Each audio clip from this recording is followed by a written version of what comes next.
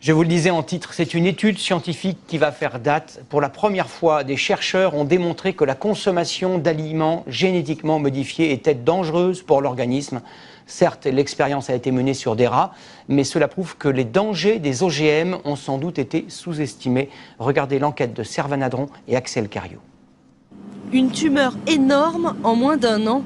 Les résultats de cette étude sur les rats sont bien au-delà de ce que les chercheurs avaient imaginé. Ça nous a impressionné parce qu'on a eu des tumeurs de plus de 25% du poids du corps. Et donc c'est colossal, 25% du poids du corps. Pendant 2 ans, 200 rats, mâles et femelles, ont été nourris avec un maïs OGM, le NK603. Plusieurs groupes ont été mis en place. Un groupe témoin, nourri d'un maïs classique, et 3 autres groupes. Un nourri avec du maïs OGM, le deuxième avec du maïs OGM, cultivé comme souvent avec de l'herbicide, ici du Roundup. Et enfin, dernier groupe, avec du maïs non OGM, mais avec des traces de Roundup dans l'eau. Ces 3 groupes, sans exception, vont être frappés de tumeurs et de pathologies lourdes. 93% des tumeurs sont mammaires chez les femelles qui se développent surtout au cours de la 2e année de vie des rats. Vous savez qu'un rat vit 2 ans, donc la 2e année c'est disons à partir de 35-40 ans pour un humain. Et ensuite on observe des pathologies hépatiques et rénales qui les empêchent d'avoir une vie normale. Des maladies qui apparaissent très vite. Les tests réglementaires sont sur 3 mois.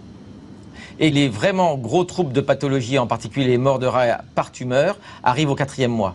Ça veut dire que les tests réglementaires de 3 mois sont inefficaces pour marquer l'impact sur la santé d'un traitement OGM ou d'une alimentation OGM au long cours dans la vie. C'est le CRIGEN, un comité indépendant sur le génie génétique, qui est à l'origine de l'étude. Il a trouvé les financements auprès de fondations et même de la grande distribution. Sa présidente d'honneur, Corinne Lepage, ancienne ministre, se bat depuis plusieurs années pour une grande remise en question des OGM.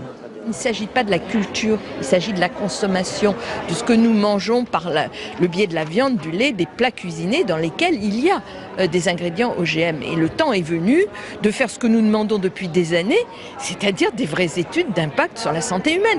Cette étude, menée dans le plus grand secret, a surpris. En premier lieu, la multinationale Monsanto, qui produit ce maïs et le Roundup, elle n'a pas souhaité nous répondre. Les professionnels français des semences ne cachent pas, eux, leurs doutes. On est extrêmement surpris des résultats parce qu'on n'a jamais connu de résultats de ce type, donc on souhaite en savoir plus. Stéphane Le Foll, le ministre de l'Agriculture, a saisi cet après-midi l'Agence nationale de sécurité sanitaire.